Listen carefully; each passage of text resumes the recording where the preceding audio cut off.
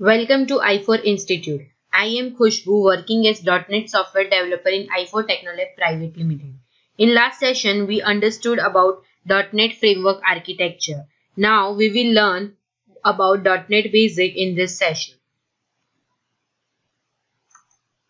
In this session, I am going to cover up following points: constructor, data types, control statements, properties and methods, structure, abstract classes, interface, delegates and events, error handling, and static and virtual keyword. So let's start with constructor. What is constructor? Constructor is a special method of a class which is invoked automatically whenever instance or object of a class is created. So when we create an object, for a class, then by default it will invoke constructor described in that class. Second one is it is responsible for object initialization and memory allocation of its class. Any class without constructor, the compiler will automatically create one or default constructor for that class. So there is at least one constructor in every class. So there are 5 types of constructor, that is default constructor. Default constructor is a constructor without any parameter is called a default constructor. Drawback of default constructor is every instance of a class will be initiated to same value and it is not possible to initialize each instance of the class to different value. Second one is parameterized constructor. So a parameterized constructor is a constructor with at least one parameter is called as parameterized constructor. Advantage of parameterized constructor is you can initialize each instance of the class to different value. Next is copy constructor. What is copy constructor? A parameterized constructor that contains a parameter of a same class type is called as copy constructor. Main purpose of copy constructor is to initialize new instance to the values of an existing instance. Suppose you have a constructor with 2 parameters and I just want to access that constructor again with different parameter, with different values of a parameter, then I can use copy constructor. Next one is static constructor. You can create a constructor as static, and when a constructor is created as static, it will be invoked only once for any number of instances of the class, and it is during the creation of first instance of the class or the first reference to a static member in the class. Static constructor is used to initialize static fields of the class and to write the code that needs to be executed only once. Next one is private constructor. You can also create a constructor as a private. When a class contains at least one private constructor, then it is not possible to create an instance for the class. That means you can't create object for that class. Private constructor is used to restrict the class from being instantiated when it contains every member as static. For example, here is an example of a default constructor. Now let me show you a practical example for a constructor.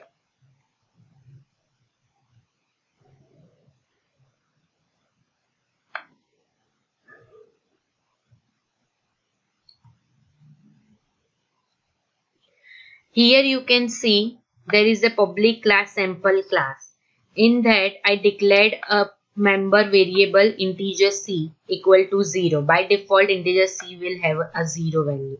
Now inside that constructor I created inside that class I created a default constructor. That means it has no values, no parameter value. So in that I am just initializing integer a equal to 20, integer b equal to 20. Now what I am doing this in this .c means that the sample class have a variable c. I am storing this .c equal to a plus b. Now what I am doing is I am just making an object of the sample class. Here you can see that is sample class obj is equal to new sample class. So I created an object for this, and what I am doing is just response.write. So what I will do, the sum is whatever the stored in this C will be printed. So here is 10 plus 20 is 30. So my output will have the sum is 30. Let me run this application.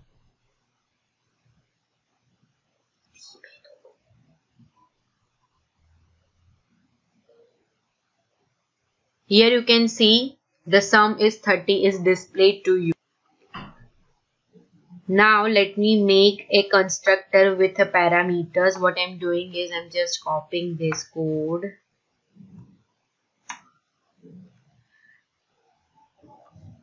Integer x, comma, integer y.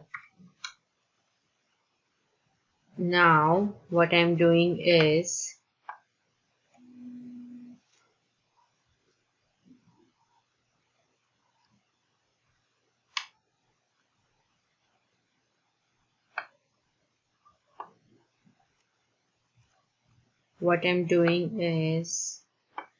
x into y. Now I'm creating an object.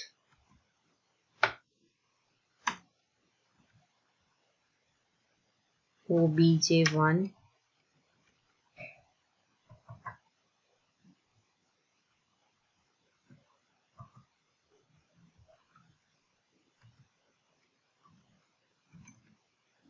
and I'm just passing 10, 20 and the multiplication is.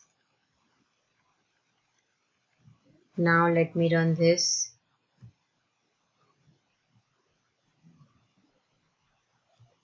You can here see the sum is 30 and the multiplication is 200 because 10 into 20 is equal to 200. So this is an example for a constructors. Now let's see the data types that are used by .NET. Some of the prominent data types are integer, floating point, number, character, string and pointers. There are two types of data types, that is value type and reference type. So first one is value type. So what is value type?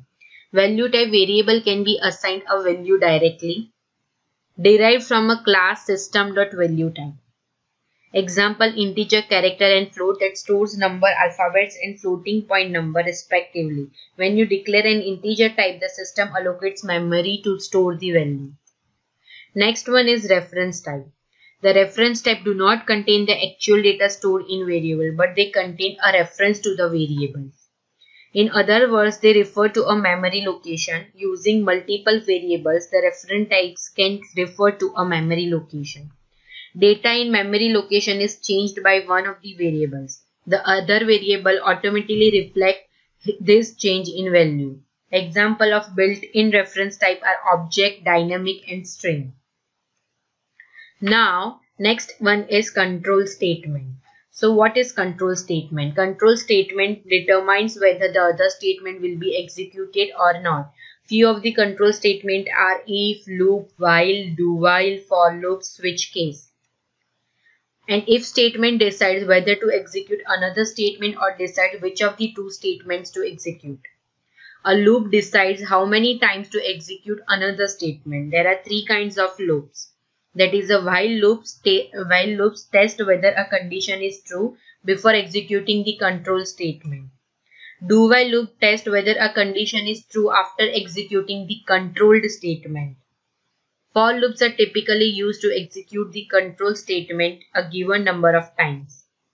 A switch statement decides which of the several statements to execute. Now, let me show you an example for a control statement. Example for a control statement, I have created here a control statement for if case. Here you can see integer a equal to 10 and integer b equal to 5. What I have done is if a is greater than b, it means if a will be a greater than b, then this block will be executed. That is, a is greater than b. So this statement is a true, so it will execute the inner part of if statement. Now let me run this application. Here you can see value of A is 10 and is greater than B equal to 5. Change this value to 50. So now B is greater. Now what I am doing is I am just writing another else condition. Inside that, what I am writing is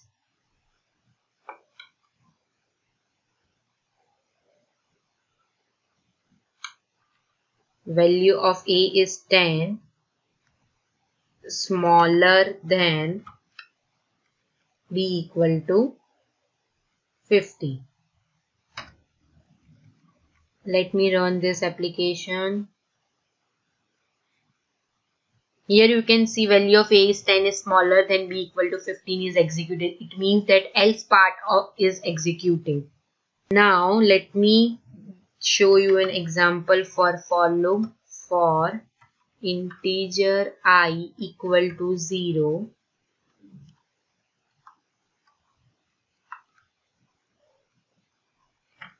I less than 5, I plus plus.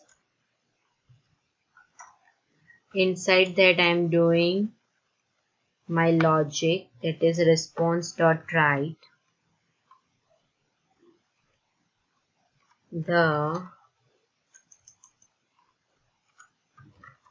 value of I is plus I plus, I'm just giving a BR tag so it will be more clear to us. Now let me run this application.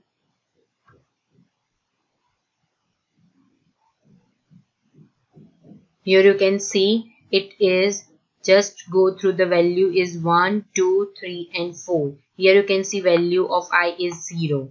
So 0 to 4 because I looped from 0 to less than 5. That means fifth block it will be I equal to 4, not I equal to 5. This is just an example for a control statements. Now let's have a look to properties and methods. Properties. What are properties? Properties are field of object classes with dedicated getter setter routines, which can be considered as method. There are languages that don't have properties and this behavior is achieved using a private field plus getSet methods. Methods. Similar to function, they belong to classes or objects and usually express the verbs of the objects and class. For example, an object of type window usually would have methods open and close which do corresponding operation to the objects they belong. Now we will see structure. Value type, data type. It helps you to make a single variable hold related data of various data types. The struct keyword is used for creating a structure. To define a structure, you must see the struct statement. The struct statement defines a new data type with more than one number for your program. It cannot be used as a base for the other structures or classes. A structure can implement one or more interfaces. Structure members cannot be specified as abstract, virtual, or protected. Classes are reference types and struct are value types. For example, here is a way you can declare the book structure. For book structure, here you can see I created a structure book with keyword struct. It has two properties, public string book name and public integer book quantity. Now in page load, what I am doing is I am just creating an instance of this book, that is structure book 1. What I am doing is I am taking this object and accessing its property, that is book name, C programming, and book quantity 10. What I want is book name is this and book quantity is book1.book quantity. So book name will have C programming and here book quantity will have a 10. Now let me run this. You can here see book name is C programming and book quantity is 10. Now let's move to abstract class. An abstract class cannot be Instantiate, the purpose of an abstract class is to provide a common definition of a base class that multiple derived classes can share. For example, a class library may define an abstract class that is used as parameter to many of its functions and require programmers using that library to provide their own implementation of the class by creating a derived class. Abstract methods have no implementation, so the method definition is followed by a semicolon instead of a normal method block. Derived classes of abstract class must implement all abstract methods. When an abstract class inherits a virtual method from a base class, the abstract class can override the virtual method with an abstract method. Classes can be declared as abstract by putting the keyword abstract before the class definition. For example, here you can see public abstract class A. So here class A is an abstract class. Inside that, class members. Next we will see interface. Interface contains a definition for a group of related functionalities that contain a function that a class or a struct can implement. The public definition comprises the interface for the class, which should never change, and contract between the creator of the class and the user of the class. It contains declaration of event, indexers, methods, and or properties. The reason interface only provide declaration is because they are inherited by classes and struct, which must provide an implementation for each interface member declared. Defining an interface. You can define interface by interface keyword IMyInterface. Here you can see void method to implement. Whatever logic it will have, it is in their main class.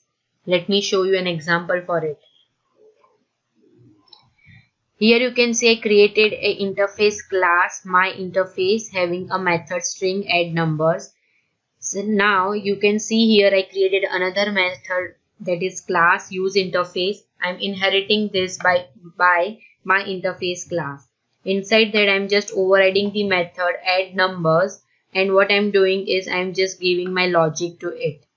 That is addition of two numbers in string. In page load you can see I'm creating an instance of useInterface, and what I'm doing is addition of two numbers, that is 5 and 10 is obj.addNumbers. So this object have a method add numbers and it is returning something, like it is returning string, so it will be have here. Now let me run this application. Here you can see addition of two number 5 and 10 is 15. So this is an example of an interface. Now we will see delegates and events. Delegates and event concept are completely tied together. Delegates are just function pointers, that is they hold reference to functions. It is a class. When you create an instance of it, you pass in the function name as a parameter for the delegates constructor to which this delegate will refer. Every delegate has a signature. For example, delegate integer sum delegate string s bool b. The event model in .NET languages find its root in the event programming model that is popular in asynchronous programming. The following important conventions are used with events. Event handlers in the .NET framework return void and take two parameters. The first parameter is the source of the event, that is publishing object. The second parameter is an object derived from event args. Events are properties of the class publishing the event. The keyword event control how the event property is accessed by subscribing classes.